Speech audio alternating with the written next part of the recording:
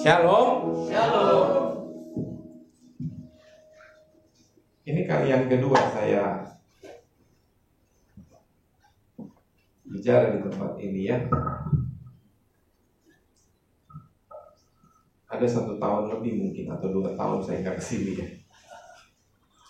Ya karena COVID, karena satu lain hal, jadi kita nggak bisa ketemu ya. Tapi bersyukur pada pagi hari ini saya boleh berada di tengah-tengah saudara, menaikkan syukur, memuji Tuhan bersama-sama. Dan pagi hari ini kita sharing firman Tuhan, Bapak Ibu yang terkasih di dalam Tuhan. Yuk sama-sama kita buka Alkitab kita, Lukas 9. Lukas pasal yang ke-9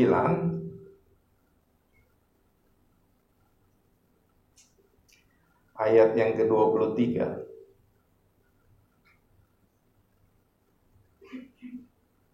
Sudah? Ini kok feedback ya? Feedback atau bagaimana?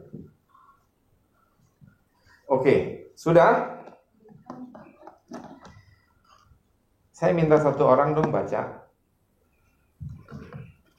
Lukas 9 ayat yang ke-23.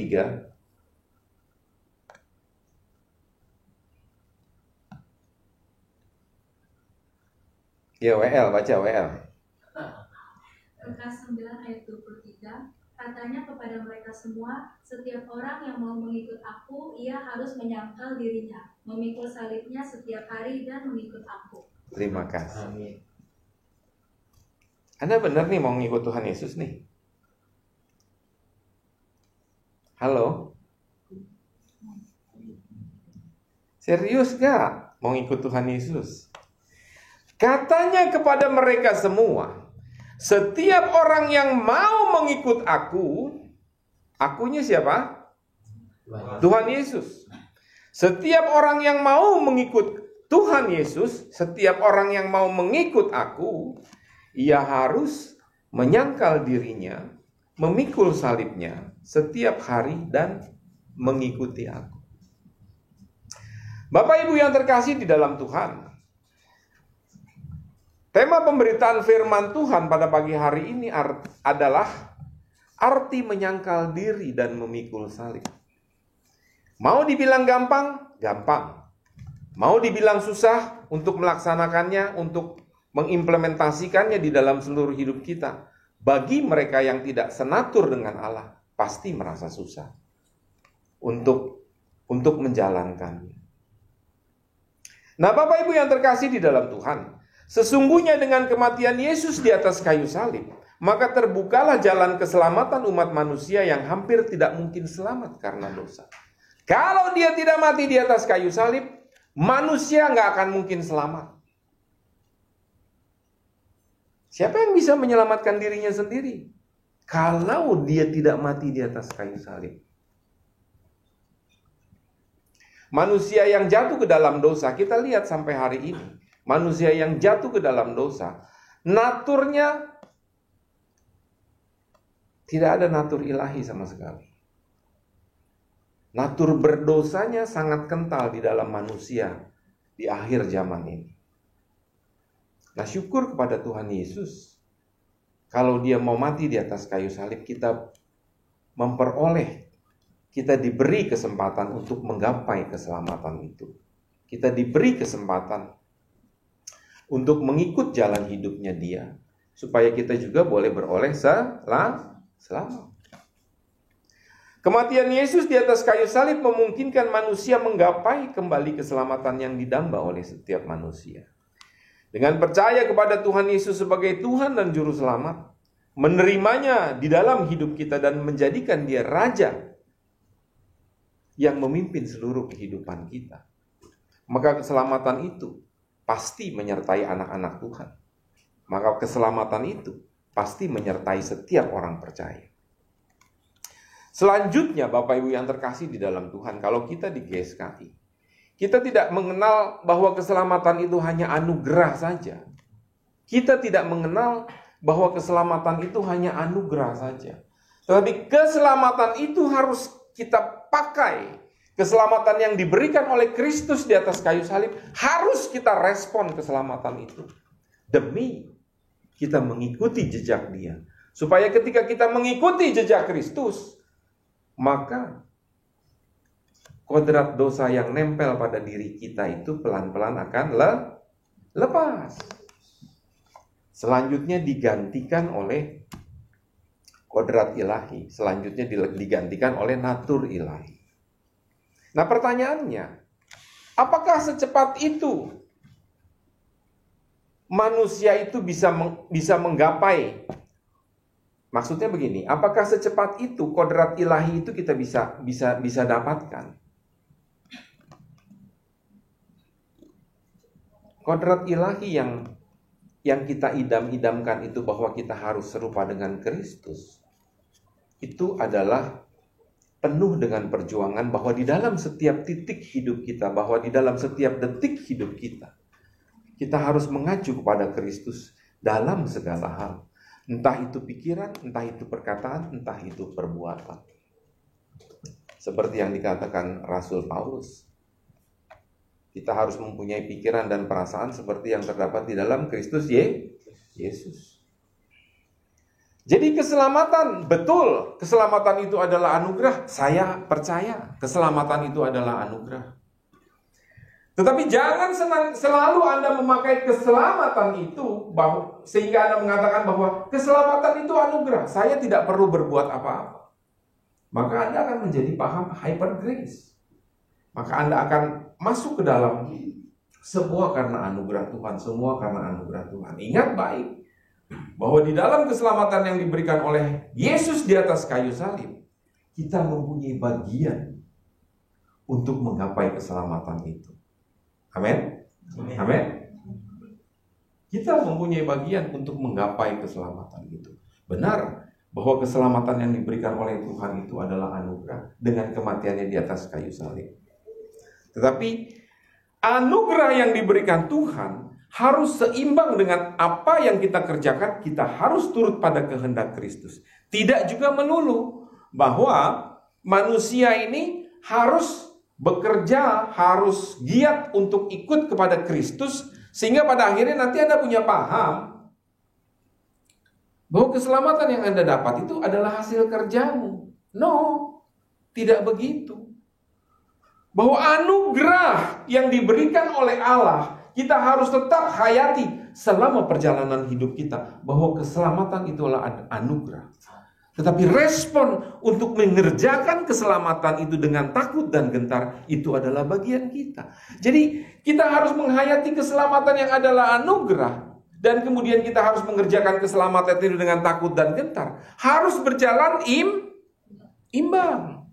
Harus berjalan balance. Harus berjalan seimbang. Dan tidak boleh dilupakan bahwa saya bisa selamat karena kerja saya. No. Tidak ada yang begitu. Kalau dia tidak mati di atas kayu salib, meluncur kita semua ke neraka. Nggak ada ampun. Saya bersyukur pada Tuhan kalau dia memberikan keselamatan melalui kematiannya di atas kayu salib.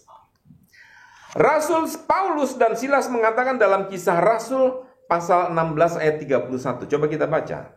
Kisah para Rasul 16 ayat yang ke-31.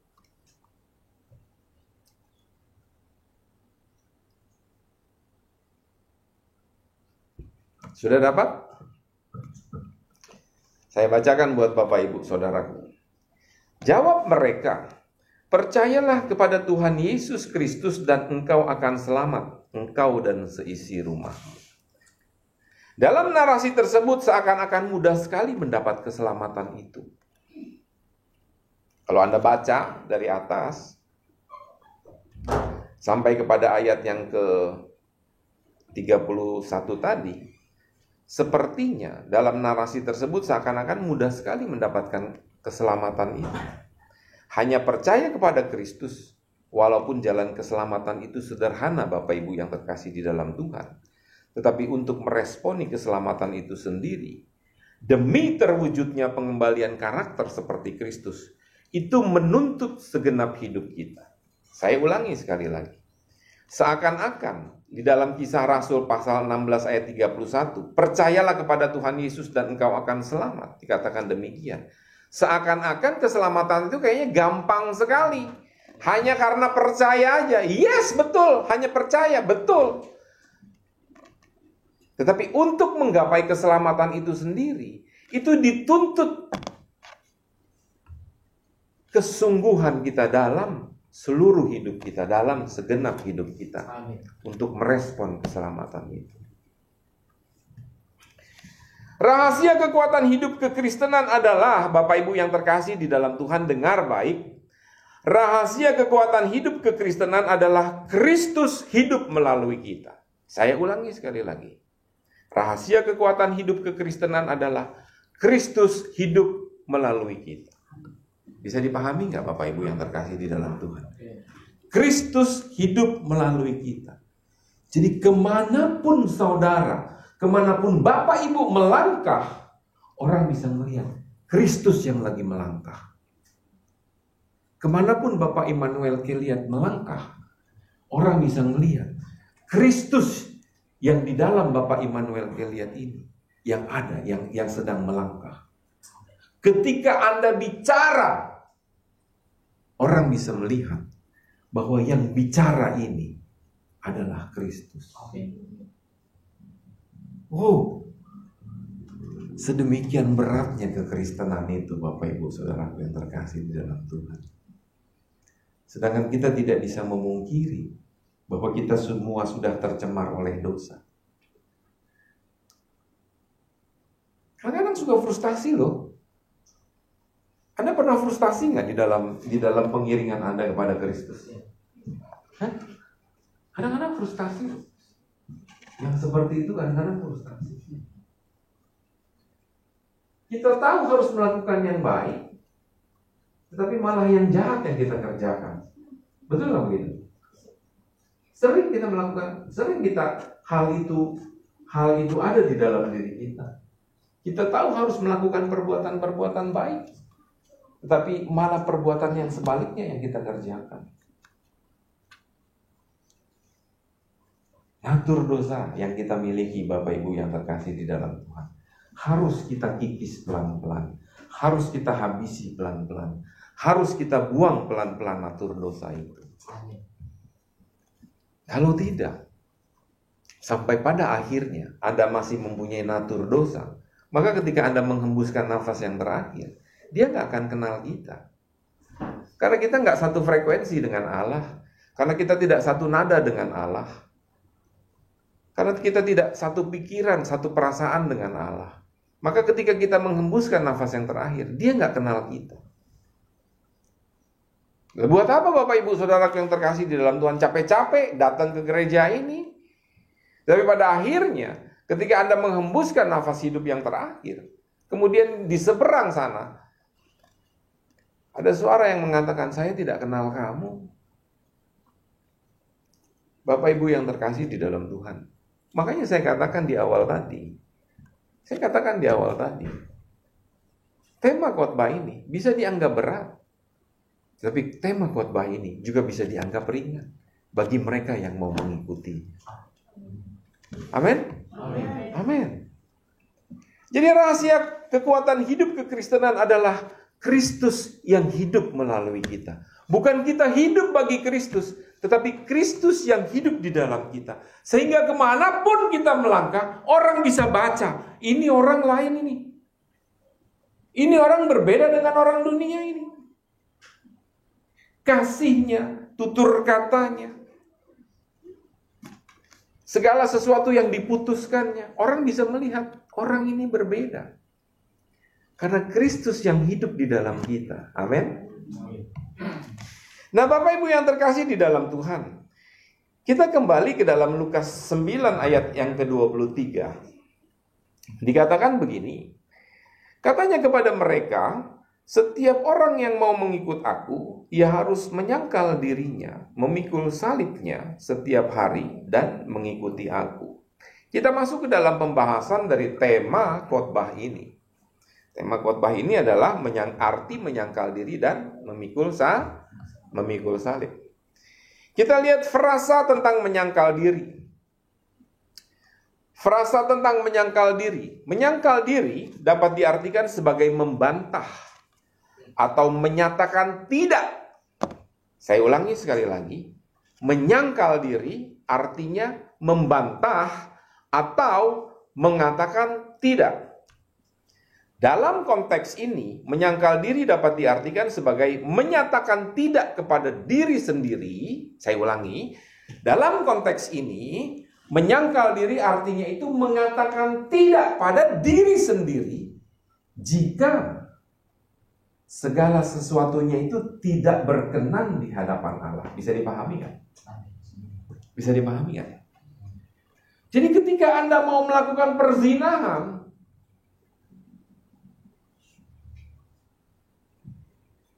Anda harus sangkali diri Anda bahwa itu tidak boleh. Ketika Anda mau melakukan korupsi, Anda harus sangkali diri Anda.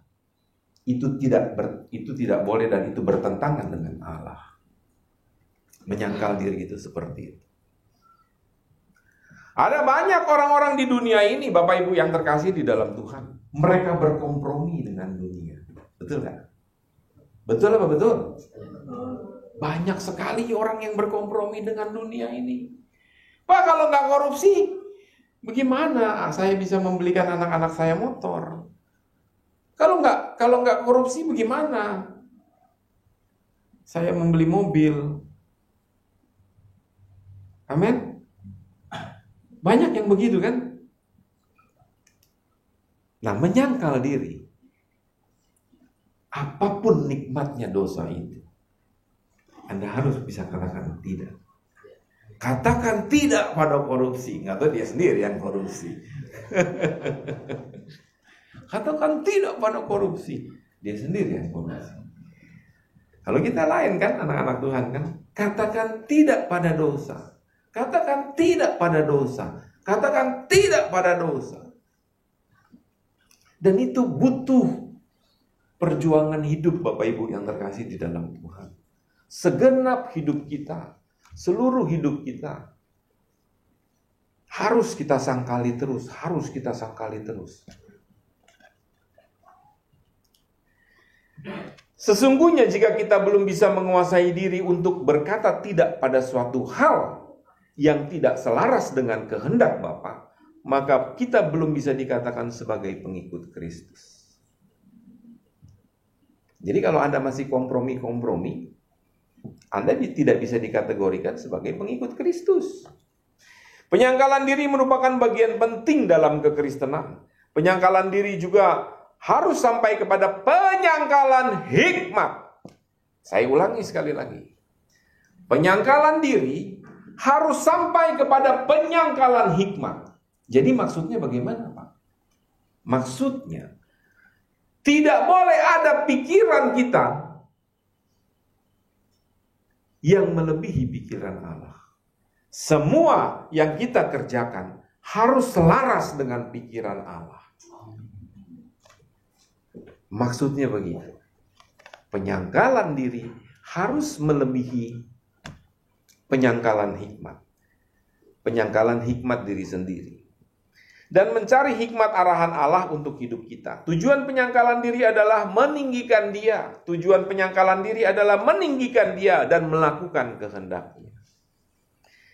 Dengan kata lain, ketika kita menyangkal diri, kita menjadikan Dia menjadi sentral hidup kita. Kita menjadikan Allah menjadi sentral hidup kita. Kita menjadikan Allah sebagai pusat kehidupan kita. Bahwa segala sesuatunya adalah Allah. Dari Dia, untuk Dia, segala kemuliaan itu. Nah, Bapak Ibu yang terkasih di dalam Tuhan, menggerakkan gerak hidup yang seperti ini tidak mudah. Saya mengerti, Bapak Ibu yang terkasih di dalam Tuhan. Tetapi Anda tidak akan pernah bisa kalau Anda tidak mau melangkah untuk melakukan itu. Anda nggak akan pernah bisa. Tetapi Anda akan bisa ketika Anda mau mulai melakukan itu, dan Anda jatuh nanti pada satu saat, ada Roh Kudus yang menolong kita. Niat kita harus mau dulu untuk melakukan itu. Niat kita harus kepingin dulu untuk menyangkal diri kita. Kalau kita nggak bisa, biar Dia yang memberikan pertolongan. Aku menyertai engkau sampai kesudahan zaman. Penyertaan Tuhan ada di dalam setiap hidup orang percaya. Jadi jangan pernah takut. Ketika kita melakukan kebaikan, ketika kita melakukan hal-hal yang kudus di mata Allah, kita jangan pernah takut untuk melangkah melakukan hal-hal tersebut. Karena ketika kita tidak mampu, bahkan ketika kita jatuh, ada Roh Kudus yang mau menolong kita, yang siap menolong kita. Intinya Anda mau untuk memuliakan Tuhan dalam seluruh hidup kita. Intinya di situ. Mau dulu. Melalui penyangkalan diri ini jika dilakukan dengan konsisten setiap hari, dengan setia kita melakukan penyangkalan diri setiap hari, maka secara otomatis akan bisa mengubah kodrat manusia lama, sehingga pada akhirnya kita bisa masuk ke dalam yang namanya ciptaan baru, yang namanya manusia baru. Tetapi hal itu harus kita lakukan dengan konsisten. Hal itu harus kita kerjakan dengan penuh ketekunan, penuh kesabaran. Sampai pada akhirnya orang akan melihat, ini lain nih orang. Betul? Ini lain orang ini. 8 tahun yang lalu, 10 tahun yang lalu, orang ini ketika dikata-katain, pasti dia balas. 10 tahun yang lalu, orang ini ketika dibully, pasti dia balas. Yang ngebully, diajak berantem. Gitu. Tapi sekarang, orang ini ketika dibully, dia diam aja. Bahkan teman-temannya bilang, kok kamu gak balas? Dulu kamu balas. Gak usah. Saya doakan aja mereka. Beda. Nah, bukankah kita dalam hidup ini, kita harus membenahi semua karakter kita yang tidak baik di hadapan Tuhan. Dan kita harus sangkali itu hari demi hari, hari demi hari, hari demi hari. Harus kita sangkali itu. Bapak Ibu yang terkasih di dalam Tuhan. Nah, kemudian kita kembali lagi ke dalam firman Tuhan Lukas 9:23. Yang pertama adalah menyangkal diri. Yang kedua adalah memikul salib. Apa artinya memikul salib setiap hari? Salib itu identik dengan penderitaan. Salib itu identik dengan kehinaan. Identik dengan ejekan, penolakan, dan kematian. Salib merupakan tempat di mana Kristus mati di atasnya. Demikian jugalah dengan salib yang harus kita pikul, memungkinkan kita mati di atasnya. Mati terhadap apa? Mati terhadap seluruh natur dosa kita. Mati terhadap seluruh hal-hal yang tidak berkenan di hadapan Allah. Harus kita matikan. Itulah tempat setiap anak-anak Tuhan mati di atas kayu salibnya masing-masing. Jadi setiap kita punya salibnya sendiri-sendiri. Untuk kita matikan. Segala sesuatu yang tidak berkenan di hadapan Tuhan, harus kita matikan di hadapan Tuhan. Yang tidak berkenan di hadapan Tuhan, harus kita matikan. Supaya namanya dimuliakan. Supaya Dia berkenan atas seluruh perbuatan kita. Harus kita matikan. Makanya ada kata salib. Sebagaimana Kristus telah mati bagi kita, demikian juga Dia menuntut masing-masing anak Tuhan. Dia menuntut masing-masing kita untuk kita mati terhadap diri sendiri. Mati terhadap diri sendiri maksudnya mati terhadap semua keinginan-keinginan dosa. Mati terhadap semua keinginan-keinginan yang tidak selaras dengan keinginan Allah. Matikan itu semua. Matikanlah aku Tuhan. Matikanku setiap hari. Nah, itu konteksnya ini. Lagu itu konteksnya ini. Ada seorang teman saya bilang begini, aduh, itu bini gue orangnya cerewet katanya. Bini gue cerewet. Kalau gue pulang malam dikit, diomelin katanya. Kalau gue pulang agak malam, lebih jauh lagi malam, didiemin gue. Besok paginya gue didiemin sama bini gue gitu. Ada. Dia bilang begitu. Terus dia ngomong begini nih. Ya, kali itulah salib yang harus saya tanggung ya. Benar gak begitu? Salah. Kali itulah salib yang harus gue tanggung ya gitu. Begitu. Lu kasih tahu bini lu nggak boleh kayak begitu. Kalau memang bener-bener lu kerja, lu kasih tahu bini lu jangan kayak begitu. Masa kali salib gue harus begitu kali ya, dia bilang begitu. Nah, Bapak Ibu yang terkasih di dalam Tuhan, salib di sini harus dimengerti sebagai peperangan yang harus kita lakukan setiap hari. Peperangan antara kita mau turut pada kehendak Allah atau kita tidak mau turut pada kehendak Allah. Peperangan antara kita mau turut pada kehendak Allah atau kita berkompromi terhadap dunia ini. Nah, disitulah peperangan kita terjadi. Dan disitulah kita harus dengan sadar-sadarnya bahwa kita harus matikan itu. Segala sesuatu yang tidak yang tidak sesuai dengan kehendak Allah. Harus kita matikan, Bapak Ibu yang terkasih di dalam Tuhan. Mau? Enggak gampang. Tetapi dari kata mau itu, maka Anda mulai melangkah. Asalnya kan mau dulu. Maka kita mulai melangkah. Bagaimana kita mau melangkah? Kita nggak tahu kemana tujuan kita. Asalnya mau dulu. Baru kita mulai melangkah. Saya mengerti Bapak Ibu yang terkasih di dalam Tuhan. Kalau tadi saya bertanya, apakah Anda suka frustasi terhadap dirimu sendiri? Saya frustasi dengan diri saya sendiri. Pak Gembala bilang tadi, Pak Gembala yang paling keras suaranya. Apakah Anda frustasi? Frustasi, Pak. Saya frustasi dengan diri saya sendiri. Saya tahu harus melakukan perbuatan-perbuatan baik. Tetapi pada akhirnya saya salah lagi di dalam dosa. Saya terplecok lagi di dalam hal yang sama. Saya frustasi dengan diri saya sendiri. Tetapi tidak ada jalan lain. I have no choice. We have no choice. Kita harus bangkit. Dan kita harus kembali untuk ikut di jalan Tuhan. Membuang itu semua. Membuang segala ketidaktepatan kita. Supaya kita tepat di hadapan Allah. Supaya kita turut pada kehendak Allah.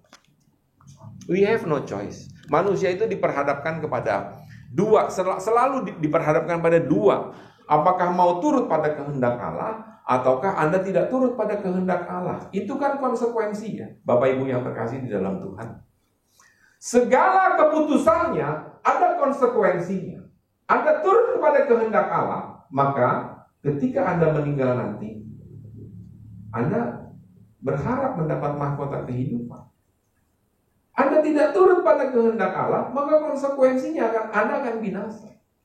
Nah, buat kita anak-anak Tuhan, buat kita nih komunitas Kristen, anak-anak Tuhan, kita diperhadapkan pada pilihan yang kita tidak punya pilihan. Bahwa kita harus tunduk pada kehendak Allah. Pilihannya adalah itu. Kita harus pakai kehendak bebas kita untuk kita turut pada kehendak Allah.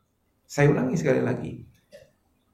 Kita harus pakai kehendak bebas yang Allah berikan kepada kita untuk kita turut pada kehendak. Amin. Jadi kehendak bebas yang Allah berikan itu jangan dipergunakan suka-suka seperti Adam dan Hawa, dia petik itu buah itu. Tetapi kehendak bebas yang diberikan oleh Allah ada baiknya dan harus kita kerjakan. Apakah hal ini boleh kulakukan Tuhan? Jadi setiap saat. Benar juga itu nyanyian yang bilang begini. Ruang ibadahku di setiap langkahku, dimanapun ku berada, menyembah Bapa. Jadi ruang ibadah kita itu ada di dalam setiap pekerjaan kita, di dalam setiap komunitas kita, di dalam keluarga kita. Disitulah kita beribadah kepada Tuhan.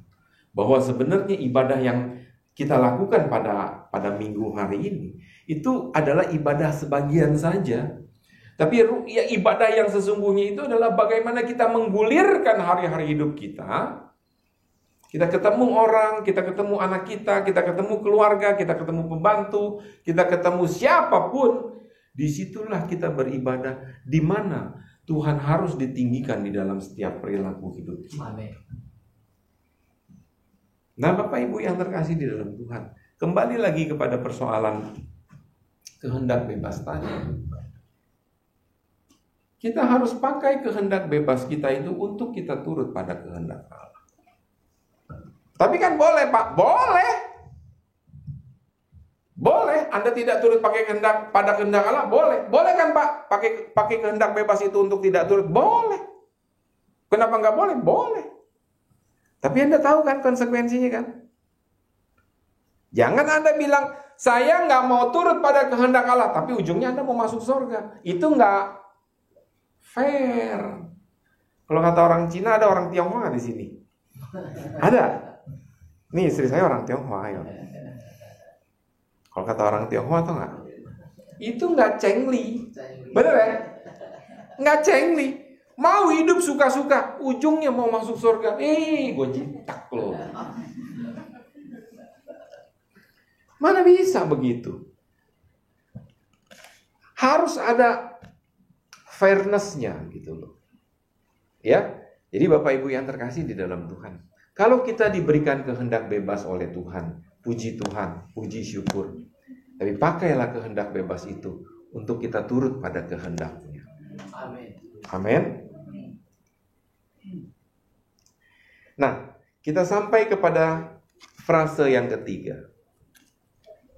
Frase yang ketiga itu adalah mengikut aku.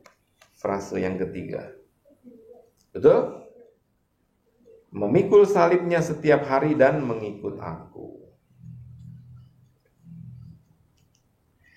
Mengikut Kristus adalah mengikuti jejaknya.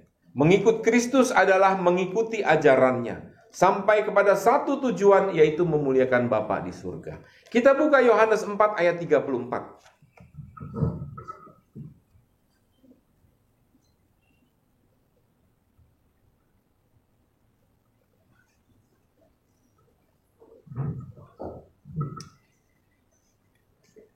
Makananku ialah melakukan kehendak Dia yang mengutus aku dan menyelesaikan pekerjaannya. Jadi Bapak Ibu yang terkasih di dalam Tuhan, Anda benar-benar nih mau mengikut Kristus nih? Halo? Anda benar-benar nih mau mengikut Kristus nih? Makananku adalah melakukan pekerjaan, menyelesaikan pekerjaan Bapa di surga. Benar-benar mau begitu? Itu menuntut segenap hidup loh. Melakukan kehendak Dia yang mengutus aku dan menyelesaikan pekerjaannya. Itu menuntut segenap hidup. Menuntut segenap hidup. Benar nih, serius nih. Saya nggak ngeliat nih yang manggut-manggut cuma Pak Gembala doang. Manggut-manggut. Menyelesaikan pekerjaannya. Bapak Ibu yang terkasih di dalam Tuhan. Setiap kita pasti diberikan tugas. Nggak mungkin Anda dilahirkan ke dunia ini, Tuhan tidak menyelipkan misinya. Tuhan tidak memberikan tugas buat kita masing-masing. Ya, berkenaan dengan menyelesaikan pekerjaan Allah, berkenaan dengan melakukan kehendak Dia yang mengutus aku, ada dua hal. Manusia itu selalu diberikan secara umum harus melakukan perbuatan-perbuatan baik. Kita udah tahu lah secara umum nih, jangan mencuri, jangan berbohong, jangan yang jahat-jahat lah gitu ya. Kita udah tahu lah secara moral itu seperti itu. Tetapi Bapak Ibu yang terkasih di dalam Tuhan, Anda pernah tahu nggak bahwa Tuhan itu memberikan pesan khusus buat Anda? Anda pernah tahu nggak? Apa yang harus Anda tunaikan di dalam seluruh hidup Anda? Kalau yang tadi, jangan berbuat jahat Pak, jangan mencuri, jangan berbohong, itu sih semua orang harus melakukan itu. Jadi itu ada dua, itu secara umum. Dan secara khusus Bapak Ibu yang terkasih di dalam Tuhan, kalau Anda tidak tahu apa yang Tuhan perintahkan di dalam seluruh hidupmu untuk Anda kerjakan, Anda berperkara dengan Tuhan. Apa yang Tuhan ingin aku kerjakan di dalam seluruh hidupku secara khusus? Anda harus tanya Tuhan. Karena setiap kita pasti diberikan tugas secara khusus oleh Allah. Entah itu profesor, entah itu dokter, entah itu sarjana S1, entah itu anak-anak gelandangan. Pokoknya Tuhan memberikan misi tertentu. Tuhan memberikan satu tugas khusus bagi setiap kita. Nah, kalau Anda tidak tahu, Anda tanya sama Tuhan. Tugas apa yang kau berikan kepada aku Tuhan? Jujur ngomong. Saya baru tahu tugas yang Tuhan berikan kepada saya sekitar setengah tahun yang lalu. Padahal umur saya sudah lewat kalau dari Alkitab 70 tahun, saya udah hampir di ujung. Alkitab ngomong umur 70 tahun. Kalau Tuhan baik itu ya dikasih deh 80 tahun gitu kan. Padahal saya udah mau nyampe ke situ. Tapi di sisa-sisa itu saya baru tahu Tuhan memberikan tugas ini buat saya. Makanya saya kejar supaya saya kerjakan tugas itu dengan baik di hadapan Tuhan. Dan saya nggak tahu, dulu saya nggak pernah memperkarakan itu. Tapi belakangan ini saya tahu bahwa tugas itu saya harus kerjakan di hadapan Tuhan. Nah, Bapak Ibu yang terkasih di dalam Tuhan, kalau firman Tuhan pada pagi hari ini mengajarkan mengikut Yesus, mengikut aku, mengikut Yesus, itu bicara tentang ikut kepada jejaknya, ikut kepada ajarannya. Tetapi di satu sisi Anda juga harus tahu tugas apa yang Tuhan berikan kepada masing-masing kita secara khusus, bukan secara umum, secara khusus. Amin. Kunci sukses dalam pengiringan kita terhadap Yesus adalah komitmen yang kuat, integritas yang tinggi, semangat yang tidak pernah pupus. Dengan integritas yang tinggi, maka akan mampu membawa kita ke dalam pergeseran kodrat. Yang semula berkodrat dosa, pada akhirnya kita menjadi berkodrat ilahi. Titik perubahan kodrat ini yang membuat manusia sampai kepada satu titik tidak pernah kembali lagi. Satu titik di mana Anda tidak pernah kembali lagi. Maksudnya bagaimana, Pak? Dalam Anda menjalani semua menyangkal diri, memikul salib, mengikut Yesus, Anda sungguh melakukan itu. Sampai Anda nanti, Anda akan merasa bahwa perubahan kodrat itu akan berjalan secara otomatis dalam diri Anda. Kalau Anda serius. Dengar baik nih. Saya pelakunya. Jadi saya tahu bagaimana firman itu bekerja di dalam diri masing-masing karena saya pelaku. Ya. Nah, serius kita mau jalankan firman itu sampai pada satu titik kodrat kita berubah. Berubah benar nggak, Pak? Memang belum berubah benar. Tapi saya bisa melihat manusia lama saya. Nah, di titik ini ketika saya bisa melihat manusia lama saya, maka saya memutuskan, gue gak mau dong balik lagi dong ke manusia lama gue dong. Benar gak begitu?